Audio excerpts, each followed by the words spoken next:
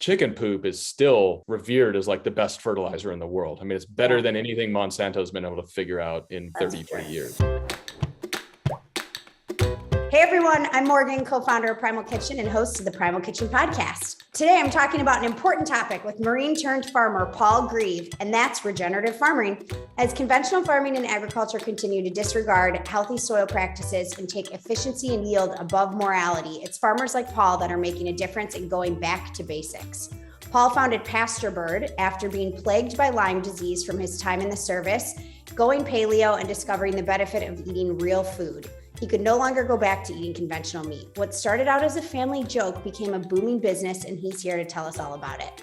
Before we get started, a brief reminder that any and all opinions and views shared by host and guests on this podcast are the speaker's own and do not represent the view of Primal Kitchen or its affiliates or parent company. Hey, Paul. Hey, wow, what a great write-up. Did you do that? No, Janessa did. Shout out to Janessa. She's awesome. Janessa. I'll send it to you so you Copy can of use that. Yeah, we'll happily pass that along. A lot of big words in there for me though, so tell her to make it the next one easier. Okay, so fill us in here. This is so awesome. We've kind of like known each other through mutual friends and family of yours from the early days. I know like Mark was a kind of maybe influential when you guys were getting off the ground, but I want to know like the full story because this is epic what you guys are doing here. Yeah, it's weird that we haven't formally like connected yet. I feel like we probably should have met at something or at some point. I agree. Yeah. No, it's a very random way that we got into farming. It's not like second, third, fourth generation. Basically, I had Lyme disease in the Marine Corps and during sniper school. I got bit with a tick when I was out in the field and just started getting really bad brain fog and fatigue. And how long did it take for you to get diagnosed with Lyme disease? So you get this, like when you get a tick bite, normally they just go away after a little while, but I had 77 tick bites on my body coming out of the field because we're like laying there in the backwoods of Virginia for 3 days and trying not to move kind of thing. Everyone get Lyme disease? This sounds crazy. No, but everybody has a lot of tick bites. It's just which one happens to have Lyme on it, you know? Oh God. And so you get this like bullseye thing that just starts to grow and grow. And I was like, it's whatever, it's no big deal. And then it started going towards like, it was on my thigh and it was going towards my knee and it was like going towards my junk. And I was like, okay, it's time to go get this checked out, you know? And the guy was like, yeah, you definitely got Lyme disease. So it was really weird. I mean, I was a college athlete, like Marine, all this stuff. I started just feeling crappy at 22, 23 years old. And it was 2007. And this is when like paleo CrossFit started getting really big inside of the Marine Corps, inside of the military and the SEAL community and stuff like that. So just started eating differently and started feeling really good. And I was like, wow, it's the first time I ever thought the way that you eat actually does affect the way that you feel. And so went to Iraq, came home, and my family was all sort of like joking. We're spending all this money on farmers market, grass-fed beef and all this stuff. And we're like, dude, we should just get some chickens for our backyard, you know? And my brother-in-law, he disappeared from the room. We were just messing around, you know. He came back like 10 minutes later and he goes, oh yeah, hey, by the way, I just ordered those 50 chickens. They're going to be here in like 2 weeks. And we're like, just like, dude, are you kidding me? Like, I don't know how to raise chickens. I grew up in downtown Seattle. Yeah. Where are you? We were living in Newport Beach and my in-laws were out in Temecula, which is like kind of a small town outside of Southern California, but a little ways away from the coast and stuff. So, got 50 chickens, put them in the backyard. We geeked out on this guy, Joel Salatin, that was doing all the livestock were mobile and moving all the time instead of being stationary. And we just thought that was like so cool. And yeah, we got the iPad out, raised the birds, started like processing them in the backyard. And we basically told our friends and family that we were doing it. And all 50 birds were like reserved by friends and family within the first 2 weeks or something. And so we were like, the family was all mad at me that I sold all the chickens. So the next month we did 100 and then 200 and then 500. And now, I don't know, we're the biggest pasture poultry producer kind of by far now in the world. That's so cool. So you were in Newport when you bought these chickens, right? Yeah, I was living in Newport Beach, but my in-laws were out in Temecula. So you always had the chickens in Temecula. They just exactly. Okay, got it. And for a second, I thought you even had 50 birds in Newport, and I was like, where were you living in Newport that you could have? We used to get that question all the time. I'd be like, yeah, we're doing farming, and they're like, where do you have acreage in Corona Del Mar? Like, what are you talking about? Yeah. Okay, got it. So you put them out at your in-laws. Yeah. Yeah. Raised them up, did the butchering and all that stuff all ourselves. And the birds were like so tasty and so good. And we're just excited about this idea of like raising them on pasture instead of raising them inside of a chicken coop where they're all living on their own crap all the time. Yeah. You know, it was this really cool thing. And then 2013 is when we connected with Mark, actually. So we did this Kickstarter. Remember, like Kickstarter was this thing back in the day. For sure.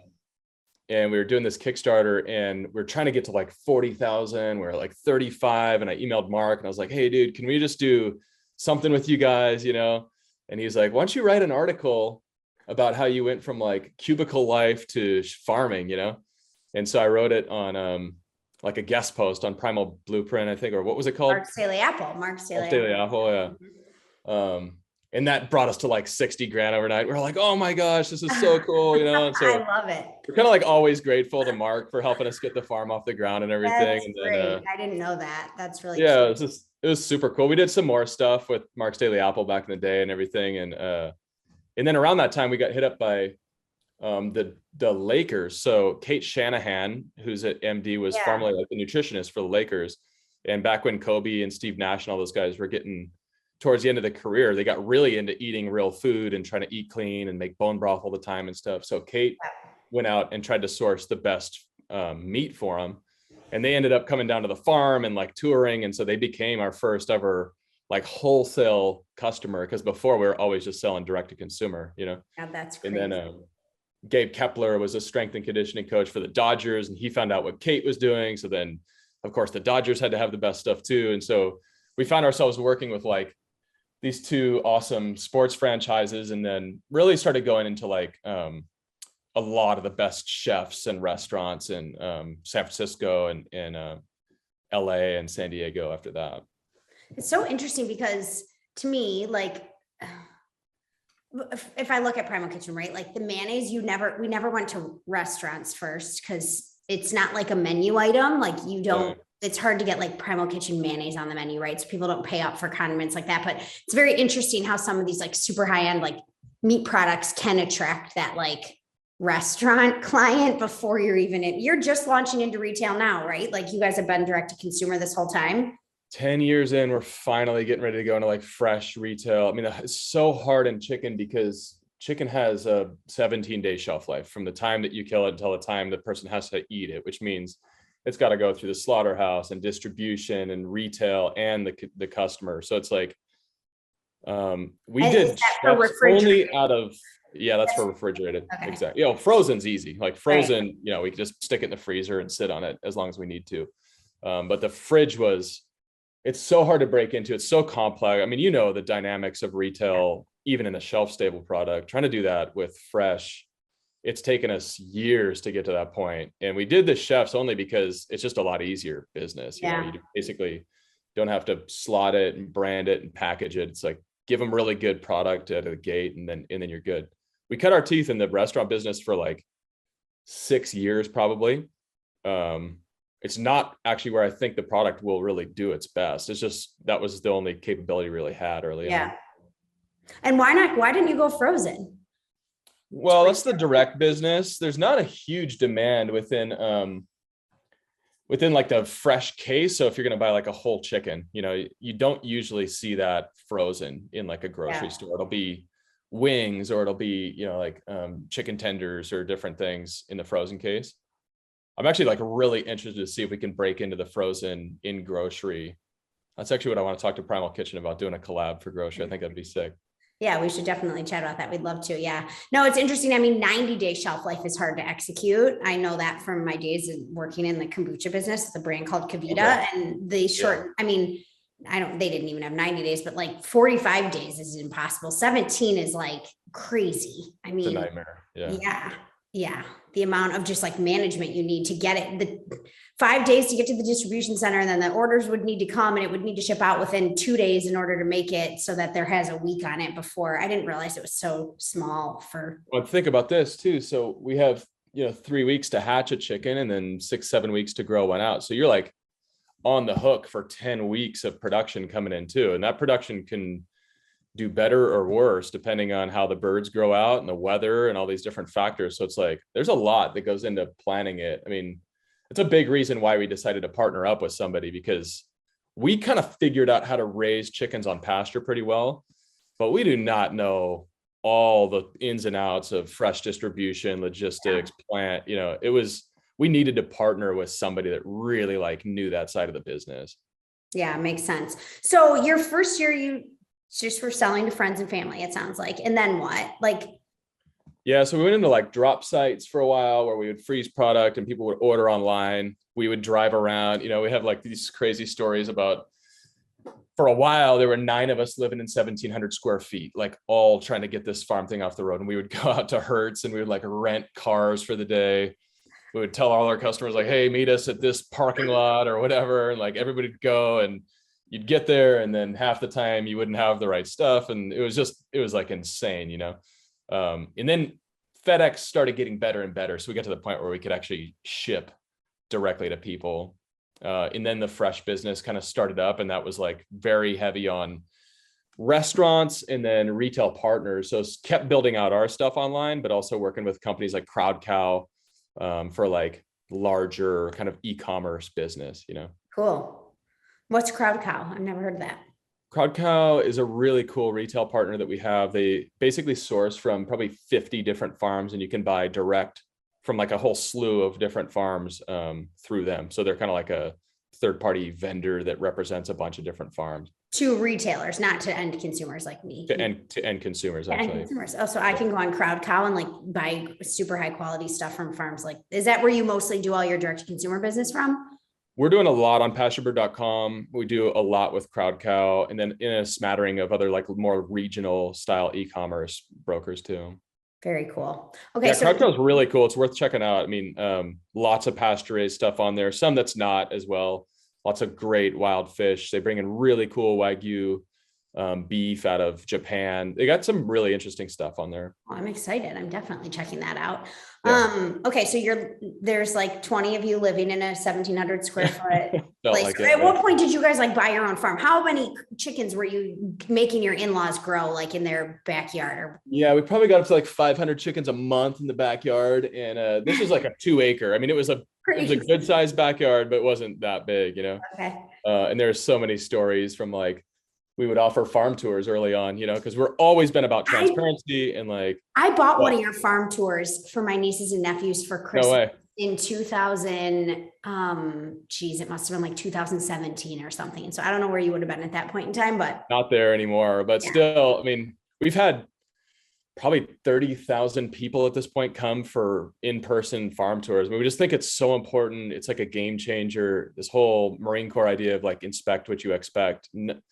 There's so much BS that happens on meat packaging, and our attributes and label claims and all that. Like nothing replaces just coming to the farm for yourself and seeing it. So we've always been about that. But sometimes people would come out and it was like, wait, this is your farm? Like we're in a neighborhood, dude. Like, what do you mean this is your ranch, And we had cows, we had sheep, we had all this stuff. We're like violating every zoning ordinance in our whole city. And then eventually the zoning guys came. They're like, dude, we think what we do is awesome. We're like customers, but you can't keep doing this like in the middle of town. So we had to go get a real farm eventually, but none of us had any money. That was like a big part of the problem, is that we didn't have any money. We'd never raised investor money or anything. So we couldn't go buy a farm. We had to go lease something for pretty cheap and kind of take like really bad soil and then start getting it better and better every year. And how'd you guys do that? So we started out on this place. It was an equestrian kind of property. And the lady was just like, yeah, I read about what you guys are doing. I think it's really cool. I think stewardship and taking care of soil is like really important. And this is back in 2014, 2015. I mean, nobody was really talking about regenerative yet, Yeah. But she was just like, she's an old cattle woman and she thought it was cool what we were doing. So she really bought in. We thought that ranch would last us like 5 years. And then the story, like 6-7 months in, you're like, okay, we've maxed this place out. We need to go find more. And I was out driving around the outskirts of Temecula and we drove by this huge like potato farm, just big, beautiful, flat ranch, but it's potatoes, which is the worst crop on the soil. Like they just absolutely extract all the nutrition. They have to fertilize and, synthetic fumigation is basically chemotherapy in the soil. So they just kill every living bacteria in the soil when they do conventional potatoes. It's really rough. I had no clue potatoes were that bad. Potatoes is a rough one. Yeah. And you can only do one potato crop every 3 years because it's so like detrimental to the soil. Interesting. Okay. But we were driving by it and I was talking to the realtor and I was like, dude, that's what I want. Like, I want that property. He's like, oh, don't bother. You know, like they've been farming potatoes there for 50 years and blah, blah, blah. And I just called him and I was like, hey, I'm Paul. I'm, chicken farm. I'm interested in leasing the land. And the guy goes, oh, it's interesting you call because we just got out of this board meeting and like we decided to not farm potatoes anymore. And we're kind of open to leasing or whatever. So they gave us a really good deal on the land. And I actually have a picture I should show you. Will people be able to see if I put pictures up here? Yeah. Okay. Anyone who has their video turned on will be able to see. And for anyone who doesn't, you should turn on your video because Paul has like a loop playing in the background of where he's at the farm. Right. Well, check this picture out. This is when we first got out to that ranch in San Diego County. And so when we got out there, it was literally like, it wasn't soil. It was just dirt. You would step onto this and you could see where it's all crusty and stuff. And your boot would go in like 12 to 14 inches probably. This is in the middle of wet season. You can see like barely growing some weeds, Yeah. And basically just started a little better than that, but that's essentially what we started with. Less than 1% organic matter, 50 something years of like farming conventional potatoes out here, just essentially like, for lack of a better word, like raping the soil of all of its nutrients, like just extract. And the ranch was like dead. That's why they were done farming potatoes, because the cost of synthetic fertilizer had gotten so high to even get a marginal crop out. It was like, it's not worth doing it anymore. So we started putting the poultry on there and rotating poultry and like fertilizing the ground and doing all this cool stuff that now, folks are learning that's possible with responsible, proper animal agriculture, like literally healing the soil. And now you could see what it looked like last year. It looks even better this year. We've increased the soil organic matter 3 times, which results in so much carbon sequestration and water holding capacity and just nutrient density of the grasses and of the animals eating the grasses. And it's really beautiful. We see probably 30 or 40 different species of grasses and, what the West would call weeds and flowers. And we see deer and bald eagles and hawks and owls and snakes and so much wildlife out there too. I mean, it's literally a different place. It's pretty cool. I mean, it looks like, for those who can't see, it looks like a desert before, like an actual mild looking, not even remotely dark and rich desert sand. Now it's like fully covered in green. So that's amazing. And wow. Yeah. Crazy. It's fun to be a part of. Some of our original staff from when we started out there is still there today. And it's like, I'm only there once a week or something at this point. I'm not on the farm every day anymore. I got to go sell all the chicken and do all the business side of it. But the guys that are there every day, it's like, they just have these awesome stories about finishing the day. Like, I don't know if you ever worked out in the dirt, but you get like all this dirt in your nose and your ears, and it's nasty, and now they're just like, oh, it smells so good. It looks so good. Like, it's so nice to be in this environment every day. And it really is. I mean, it's beautiful out there now. And this background is that of that farm you just showed me that. Yeah. Same farm. Exactly. Cool. Yeah. And so, okay. So you raised the 40,000 on Kickstarter, and then what? Like, what happens after that? So we're doing this direct to consumer business, regional, mostly focused in SoCal. And it's great. Like, we actually still have that company. It's called Primal Pastures. It operates mostly around SoCal, direct to consumer. That's all it is. Yeah. But we kind of saw this big opportunity for, like, you have all these little guys doing pasture-raised chicken, probably selling at farmers markets or direct e-commerce. But then there's this massive gap in the market. And then you go up to, what's called like a free range system. So you had us kind of at like maybe 1,000 chickens a week. And then the next smallest guy was kind of like 1 million chickens a week, and you didn't have anybody filling the demand for kind of this like large scale regenerative pasture-raised chicken thing. And it was just kind of came back to like, we would have loved to do cattle, but we didn't have any money. Cattle's super expensive to get into. And we're in Southern California. Grass doesn't grow that plentiful here. Like, it's dry and it's an amazing climate for chickens. So we said, let's like spin off a second company. Let's raise some investor capital. Let's like try to scale it up big. Let's build large scale automation technology to really like bring pasture raised regenerative food to the masses. Because one of the problems is you go to the farmer's market and it's like 4 or 5 times more expensive than if you bought even organic chicken in the store. So it's like, I really believe in this regenerative thing, this pasture raised thing, but if it's that much more of a premium cost wise, it's never going to have like the impact. And so for me, it came back to this idea of how do we leave it better for the next generation? Like, let's build some large scale methodology to do pasture raise and make it more accessible and affordable. So that was Pasturebird. Like, that was the whole genesis of Pasturebird. And we wanted to build something to partner with one of the biggest chicken companies in the country. We didn't even know who it would be, but we're like, let's build something that's going to plug in really well to what one of these big chicken companies is doing, and essentially like help them take this out to retail and take it to the masses. So cool. So yes, we did like an angel round in 2015. We raised a little bit of money, started scaling. Things were going really well. So we did another like kind of angel plus round, seed round in probably 2017, 2018. And we thought we'd have to at least get up to Series A, Series B until we got one of the bigger chicken companies interested. But around 2018, we started developing what we call the ARC. It's like this automated range coop is what we call it. I'll show you a couple more pictures, like kind of the way that we started this whole thing. That's not what I'm looking at in the background, is it? The ARC is what you're looking at in the background. Okay. Actually, yeah. Yeah. So we started on these really manual houses that you basically, it's like a greenhouse with no floor. Okay. And that's what's really unique about Pasturebird and pasture raised chicken is that the coops are all mobile. So like the birds are living on pasture, and then every 24 hours, the coop moves to a new spot. So the birds are always living in this clean, fresh environment where they can forage and peck and scratch and do all like the chicken things. But it was so expensive because we're dragging these greenhouses like manually. I'll just go back to this picture. You can kind of see them in the background here on the right. They're like these little 700 square foot units that we grab them with a tractor and then we pull it, and it's like, it takes a lot of time, and we go in with buckets and fill up the feeders, and it's like, we end up spending so much money on labor, you know? Yeah, makes sense. You're having to like every day reset an entire coop. Okay. And it's brutal. I mean, it's so expensive. So we started developing a much larger, 10 times bigger and fully automated solar powered unit that would be able to essentially like replicate what happens in a conventional house, which is all stationary.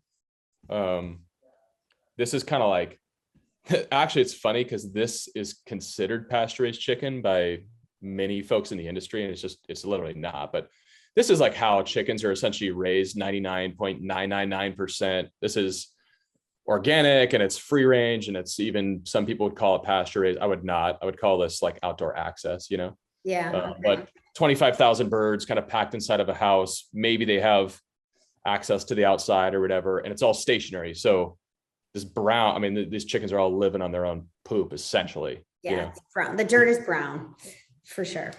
Yeah, exactly. There's no grass. This is the system that we developed for like the last, probably been working on it for 5 years. So the way that this works is, this is all solar panels on the side. There's like 52 independent drive wheels that all talk to each other. And I don't know if you'll be able to see the video moving, but like, yeah, so these coops actually drive themselves to fresh pasture every day. And so we started doing this and showing this to some different people, and it got on some chicken companies' radar like really quickly. They wanted to come out and check it out and see what we're up to. And we had several patents kind of developed on it. And Purdue is a large, probably third largest in the US poultry producer, largest organic kind of by far poultry producer in the US. And they got really interested. They came out in 2018 and they jumped in on a round that we were kind of closing out. And then we kind of like just kept in touch with them, and they got really excited about this concept of regenerative. And they'd already made acquisition of Nyman Ranch, which is doing a really good job with pork. They made an acquisition of Panorama Beef, which is doing a really good job in pasture-raised beef. And so they're a chicken company at the end of the day. You know, they're like, if we're going to do regenerative, we want to have chicken. And they thought that this really represented the future of poultry production. And so 2019, they acquired our company at a pretty early stage. You know, we were not in retail. We're not doing a ton of sales volume or anything, but they liked the Coop and they liked the movement, kind of that whole thing. So they ended up, we've been working with them for 2.5 years almost. And finally now got it to the point where it's ready to scale and ready to replicate. And it's been a lot of fun. It's super cool. This is what it looks like on the inside as you're moving. This is all kind of so the windows even retract, so they have like sunlight and.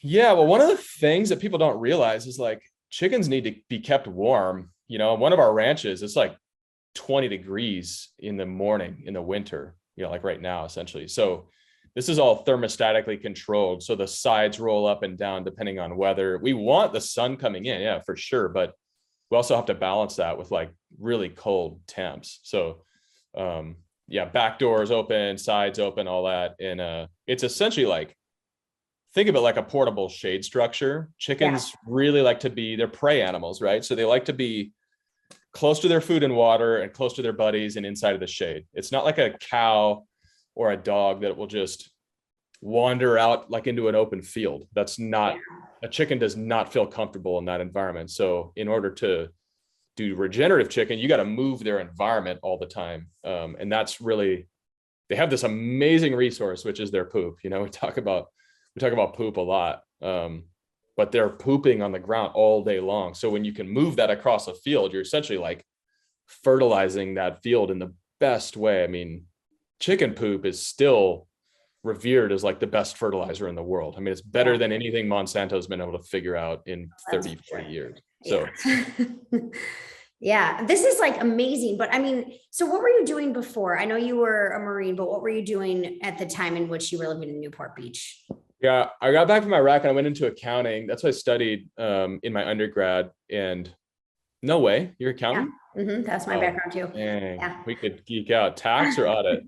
Oh, I lasted like 6 months. I did a little audit. That was horrible. I liked the tax season better because I could just finish it quick and like move on with my day. But I only was an accountant for a year and then I left the country and moved to South America for 3 years. So learned how to surf, speak Spanish.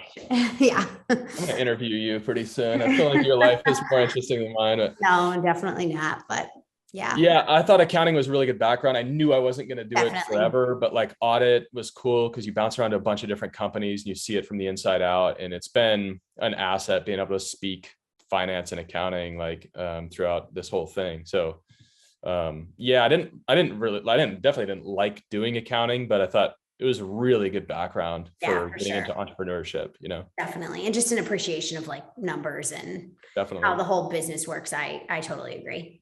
Well, that's cool. Okay. So you were an accountant and then at what point do you quit your accounting job to pursue the farm full time? Dude. So at one point I don't even know how this worked, but I was a full-time accountant. I was doing my full-time grad school at UCLA and we were starting the farm like all at once. And we had our 1-year-old. Yeah. And your first? We had our first. Yeah. And this is all still in Newport and commuting out to the farm, like, 5 a.m., try to get back from my accounting job at like 8:30 and then go back out and try to feed chickens and everything after work. It was brutal. Honestly, it was like not the smartest. Sometimes you say, well, you had to do that to get where you are. And it was like, I don't know, kind of lucky my marriage survived that. Yeah. My wife was like very gracious there, Yeah. It was probably 2013. The business was just absolutely not ready yet to pay a salary or do anything like that. But I was over the accounting thing and I was ready to go work with my hands and like try to build something, so took out a bunch of. You quit the UCLA MBA, didn't you? You dropped out, right? Yeah, essentially like got right to the end and then dropped out and slowly kind of chipped in one class at a time kind of thing. It was like a joke. So you did finish? I'm still like one class away and I'm just like, I don't even. You start to get farther away from it. You're just like, I don't even want to do this right now. Yeah, you already got your MBA. You started and sold a business. You're good. Yeah. Totally. Oh God. Yeah. But that's cool. I mean, to have the guts to even just like walk away from even something like that or any of it, I think that's really, I don't know, pretty cool. There was a really cool entrepreneurial scholarship from a guy who passed away at UCLA. Their family goes and it's called the Larry Wolfen Entrepreneurial Spirit Award. And they award it to like 3 or 4 students every year. And they give you 15 grand. And the idea is like, take the summer off your job and go pursue something entrepreneurial, So I did my pitch and like I won that. And I just told my wife, I was like, dude, I think this is like time to go jump. And between that 15 and just racking up credit cards and moving in with her parents, and like, we made it work for like a year. It was brutal, but I really don't think we would be where we are if it weren't for some of those sacrifices, Yeah, for sure. For sure. I can relate on a lot of levels. I just thankfully didn't have a kid at that point in time and I wasn't in business school. I mean, that's just a lot. So you quit. Okay. Then the business grows. You're in business also. So your wife's brother, Jeff. Yes. Yep. Jeff is married to Bethany from Primal Pure. I'm sure a lot of our listeners are familiar with Primal Pure, my favorite deodorant in existence. And that was the whole crew that was living with the in-laws. Yeah. So him and his wife, me and my wife's parents, and then a couple other family members that were just like, why are we all here? But, it was also super gracious by my wife's folks to like let everybody into this 1,700, square foot house. I mean, it was absolute chaos. There was 9 of us. And I think one person had an actual job. Like Bethany was, doing chapsticks and like, we're like, dude, these deodorants, like, they're good. Why don't we try selling a few on our website kind of thing? She's like, oh, I don't know. Like, you sure? And, sure enough, eventually her sales started to pass our sales. And we're like, okay, you got to go get your own website, girl. Like you're killing it, my father-in-law is like a general contractor. My wife's an interior designer. So everybody was just kind of like in the infancy of their thing. And I mean, it was 7 days a week and a lot of farm tours, and we would do my other sister-in-law is a really talented chef and Pilates teacher. And so she would do like breakfast and Pilates on the farm. We were just trying to make money any way we could to survive, basically. Yeah. Oh my God, I love it. Good memories, but I remember in the moment just being like, this is insane. Yeah, get me out of here. So that you lasted how long? And then you guys moved to Temecula full time, I take it. We were there for like a year living in the in-laws, and then we went out and eventually got our own place. And that was a big part of like, we did that angel round and we were able to give ourselves a small, it wasn't a big salary by any means, but it was like somewhat predictable, have a little money coming in every month. Still not enough to pay off all the credit card debt or anything like that. That didn't happen until the acquisition, Yeah, crazy. And how many chickens do you guys have now? How many farms do you have? Like, where are you? So with Purdue, they have a really good presence in California and in Georgia, they have a really big presence in the Northeast, but the climate doesn't really work for producing pasture poultry year round in the Northeast. So we're mostly producing in Georgia and in California. We have 1 farm in California still, looking to expand that. And we have 3 farms going in Georgia. So at any given time, I mean, you could think about probably 80 to 100,000 chickens on the ground, at any given time. But to be honest, that's still tiny compared to anybody in the industry. If you're not doing 1 million chickens a week, which would be, 6-7 million chickens on the ground, like you're barely even considered a player at that point. So yeah, we're still kind of it's weird. We're in this in between where we're like huge for pasture raised chicken in the farmer's market world, but we're tiny compared to kind of like industrial or even free range retail chicken. And it'll be fun. It'll be a crazy next few years while we grow this thing. Yeah. Okay. So talk to me about this. So I get like the jump to pasture raised. Like I get how you got there. This is like movements exploding, Food Inc. takes off, like, right. There's all this cool stuff, but to actually come up with this and patent, like who's the engineer? Like, how did you guys do this? Yeah, it's sure as heck not me. I mean, I've always felt like I kind of had the vision for it. My brother-in-law, Jeff, Bethany's husband, is a kind of hardcore ops guy. So he's all about behind the scenes, making it work and, scheduling and logistics and all that. But the missing link was like the super smart brainiac dude. So we hired Dan Cody. He had formerly managed White Oak Pastures. You're probably familiar with them, and Will Harris. Yeah. They kind of run the regenerative space really well in Georgia. And then he was on a prominent regenerative farm in Texas. And he came out for a tour. And I kind of just shared my vision for scaling pasture raised and some of my thoughts around automated Coop movement. And I threw out the number of like, we eventually want to be doing 1 million birds a week, And everybody in the pasture space just looks at me like I got something growing out of my forehead when I say that. And when Dan heard that, he looked at me as like, that's literally what I want to do too. So it was this cool moment of both of us really aligned on vision. And he's a PhD biochemist, crazy smart engineer. So we were able to hire him in 2017, and he started work right away on kind of getting the ranch up and running, but then this automated range coop tech and our patents. And he was really, I would say he was by far the key driver of that whole piece. And he was he a stockholder and stuff like that too. So it has been really fun. He was, for anybody like building a company, he was such a key hire. Both Jeff and I look back on that. We're just like, I don't think none of it would have come together without Dan. I mean, he was the missing link for Jeff and I, Yeah, it's interesting. We have like a similar kind of, I know you said you listened to the Mark and I's podcast on Primal, but it's just like a similar kind of thing, like Mark, myself, and Rick. And I think without, well, obviously Mark being probably the most important there, but without like either one, there were a lot of, any one of the three of us, there was a lot of like areas where it could have crumbled, me probably contributing the least, but I pulled the people together. So someone has to do the fun stuff. That's a pretty important job. Yeah. Somebody has to do the sales, marketing, and innovation. Yeah. The product's great, but it's still not going to sell itself necessarily, Yeah. No, it's really cool. Okay. So what now? So you've been acquired, and how many of these things are you building? Like, what's the ambition? Where's the future for you? Yeah. Guys? I mean, we really are. It took us a couple of years to refine the design and get it just right to where we're really comfortable replicating, and that was part of what I give a lot of props to Purdue. They came in really, really early, so they had to take a couple of years with us and really develop this. And what was cool about that is we had, for what it's worth, I mean, Purdue really is the best at doing organic chicken. So we had the best classically trained chicken people, I think, in the world feeding into the design and kind of the build out and all that. So I think we have the best of the conventional industry combined with the best of pasture. So we're like ready to scale now. My dream still, I mean, and Purdue's on board with this, is we want to go to 1 million birds a week. We want to see prices really come down within pasture raised and regenerative. It's not just affordability, it's also like accessibility.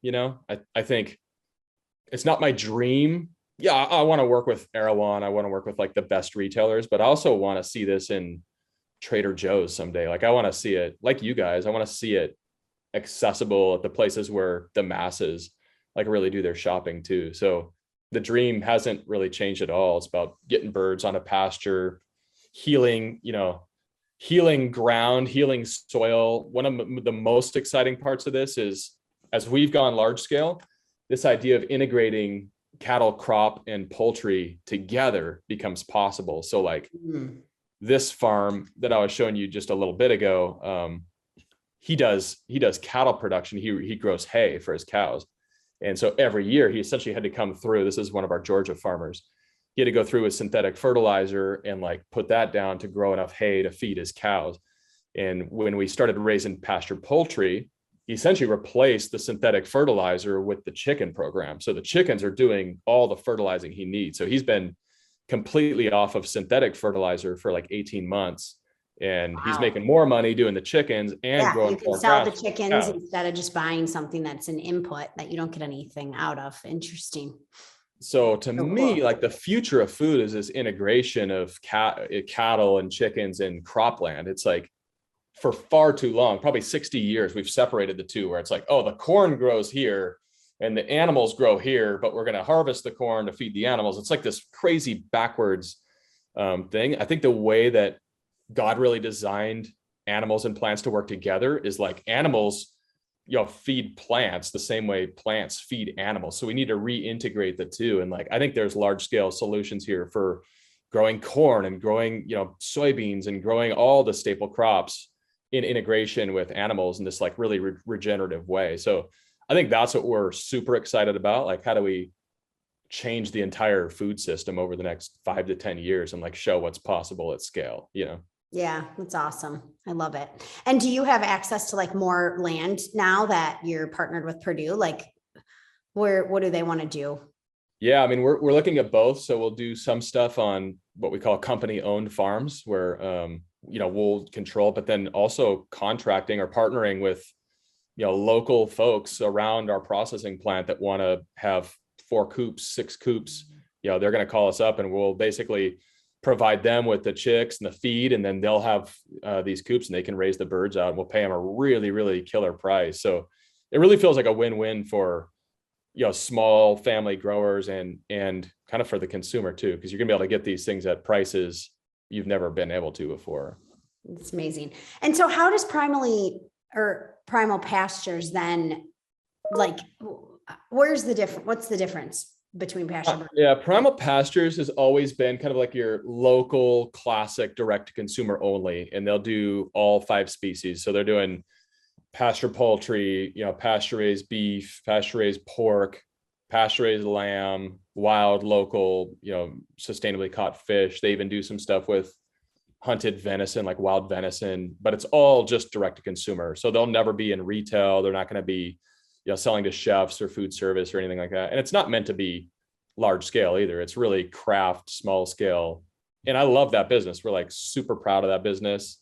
They're doing some really innovative things locally too, but they're focused on their neighborhood, Right. I think that's cool. Like, I actually think it's just as important as what Pasturebird is doing. Absolutely. Like, we need small, local, independent farms to like feed communities. That's amazing. But the reality is, like, to change the world, I think we need big ag to be doing things better and to be doing things differently. So for me, it's just like a blessing to kind of be involved with both. I mean, that's cool. Yeah, absolutely. Okay. I want to just go back on this because I'm curious now. You said you had the Lyme disease. How did you get over the Lyme disease? Yeah. I mean, remember back in the day, like Rob Wolf, Paleo Solution, Mark, like all the OGs. I mean, I really went strict paleo and like felt like a kid after a couple of weeks. I mean, it was all the classic brain fog and fatigue and back pain and knee pain and all that. I mean, in the Marine Corps, we call it vitamin M, which is Motrin, just like painkillers all the time. And it's not so good, but just change in diet was like, it was like everything. I haven't had really those same symptoms ever since, and I've refined more. I'm not crazy strict paleo anymore, but probably 98% paleo, and really focus on getting a lot of bone broth and organ meats and, high quality across the board regenerative food. So, I mean, I really haven't experienced the Lyme stuff for probably 7 years. Wow, that's amazing. Okay, what are you most excited about besides this amazing movable coop that you've invented? What are you most excited about in health and wellness these days?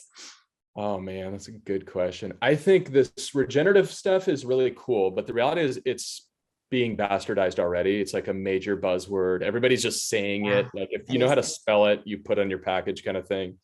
I actually think the future is in nutrient density, even more than regenerative. I have this hypothesis that, like, your average mom or dad, they're just trying to feed their kids the best food possible. Do I care how much carbon you sequestered? Probably a little bit, but like not enough to spend a bunch of extra money. But like, if you can show me that, like our chickens lab tested 3 times higher omega-3, 50% higher, vitamin A and E, like NADH, all these micronutrients are 4 times higher, 12 times higher. I think that will probably be enough to get people really excited and like thinking more about their food. So I actually think the next wave after regenerative is kind of run its course will be this idea of like nutrient density and testing food for nutrient quality. Oh, I love that. Yeah, so I think that that's would what's definitely coming next, motivate me to make. I mean, I'm already motivated. I already buy your stuff, but that would motivate me even more for sure. I think, yeah. We're trying to lean into it. We're trying to do a lot of lab testing and publish stuff and compare it to, we're part of Purdue. So it's not like we're saying free range sucks or organic sucks, but let's show the differences, not only in how we're raising the birds, but like, what's the impact on the health of that product, And I actually think the vegans and vegetarians and all this plant-based stuff, like a lot of ranchers think that that's the bad guy. I happen to think it's a lot of the same customers that are buying Beyond, that are probably buying Pasturebird too, or buying grass-fed. I mean, they're just 95% of those folks are just trying to do right by the environment and do right by their own health. I don't think they're largely well-intentioned conscious folks that are just trying to do the right thing. But the scary thing is when you start to look at the nutrient density profiles of the lab grown meat and the fake meat, I mean, it is horrible. Yeah. It's like so bad. And yeah, factory farming, like you look at some of the kind of factory farming metrics around nutrient density too, and it's scary. What's the declines in, and when I say factory farming, that's animals and plants. Like the way that we're growing corn, that's factory farming. The way that we're growing oranges, Patagonia, Yvonne Chenard kind of hosted this study that compared the nutrient density of an orange in the 1950s to now. And it was something like 9 times higher vitamin A 50 years ago, or in the 1950s, than it is now. It's like, you understand what that does to your gut health, to your overall, like to all these, and that's just vitamin A. Like imagine it's all driven from healthy soil. So it's like, why should you care about some other farmer's healthy soil at the end of the day? Because the food that it produces will be different in its nutrient profile. Like, no doubt about it. And there hasn't been a ton of studies on that done yet, but there will be. Like, trust me, there will be. It's coming. I like that. I'm excited. I look forward to that day. So what does like a day look like? Like how much of a farmer are you versus a businessman? What does a day in the life look like? Definitely more business, but like, it'll be funny because I'll be sitting at a coffee shop working and talking about how many chickens we're harvesting next week. And I always forget, you get used to it after a while, and people will be like, dude, what the hell are you talking about, man? Like it's a weird dynamic, but no, I'm on our big farm probably once a week or so. We have a smaller farm here. It's kind of like a prototype style farm. I'm here almost every day working. I just like to work outside. I prefer to not be in the office too much. Like, we're right here in town, so I try to get a workout in around lunch, like still pretty into the CrossFit thing, and spend a ton of time with family. We have 25 folks in our family, Bethany and then Jeff, and they have 5 brothers and sisters on their side of the family, and everybody lives essentially in our little town. So it's like 12 little cousins out, and they're all running around the farm all the time. It's a pretty dang good life. I'd say we're really blessed, Yeah, sounds like it, man. I love that. It's like the nice. dream. Yeah, a lot of family meals. We measure the size of our family by how many chickens it takes to feed everybody. So we're up to like 6 now or something. We're 6 chicken family. Is it chicken every night, or are you guys mixing in other things over there? It's definitely meat every meal. I'd say we're not a carnivore diet family, but there's a lot of pasture-raised meat that gets thrown around. So it's, we raise beef cattle too. We raise chicken. We know exactly where all of our pork and seafood. I mean, we know who's catching the fish. We know exactly how they're caught. I mean, we're pretty into the whole meat thing. There's a lot of barbecues, and we're in SoCal. So it's like, you can grill 12 months out of the year. That's actually what got me fired up to talk to you guys, is because I would say, not mildly obsessed. Like, we're obsessed with the buffalo sauce. Oh yeah, the buffalo. Every family meal, like the buffalo sauce is prominently displayed front and center, and we're like, all the kids are fired up on it. Everybody's fired up on it. You guys just need to make it in like a 5-gallon bucket for us, and we'd be good. Well, it's going into Costco. It's in Costco, so you can buy bigger. Right. I know, the 2-pack, right? 2-packs, yeah. We'll look it up. We'll send you a bunch of buffalo sauce. We have a new buffalo sauce, a jalapeno buffalo sauce. It's like a little wow, here, and that's a big one. But the buffalo sauce is like crack. It's really good. So it's so good. Yeah. We're hoping to launch some kind of like a recipe and kind of do the whole thing with this podcast and teach people how to. It's so easy, it's just like, it's great as a finishing sauce or a dipping sauce, but we love to throw it on chicken right at the end on the grill, and then use it as a dipping sauce. And like, it's just the best. Yeah, I'm all about that. Anything I can like throw in the crock pot with some chicken thighs and I have dinner 100%. Later, I'm sold. So I totally agree.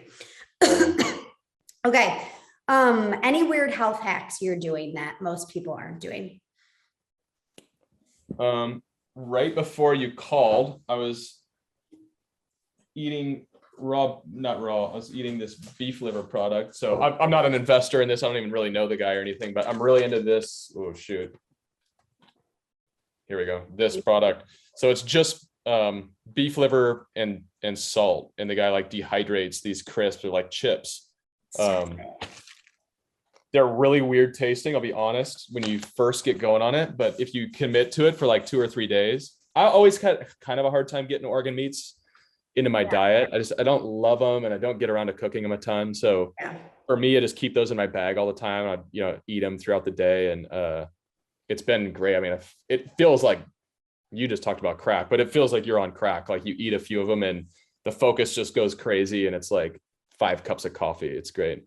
I love it. And what is the brand of that? Is it just called beef liver?